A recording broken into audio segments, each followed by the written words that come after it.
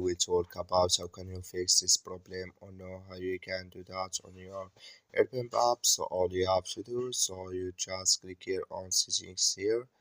So when you click on settings, it's going to take you to this list. Then all you have to do, so you just go down here, then you click here on apps.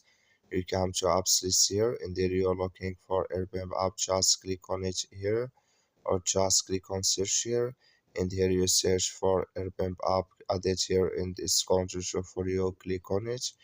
So then it's going to take you to this list. Just click here on first stop, then you click here on OK. So then you go down, just click here on storage, come to storage list here.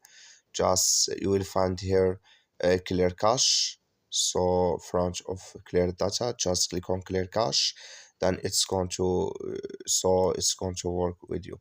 So that's all you have to do. Thank you for watching.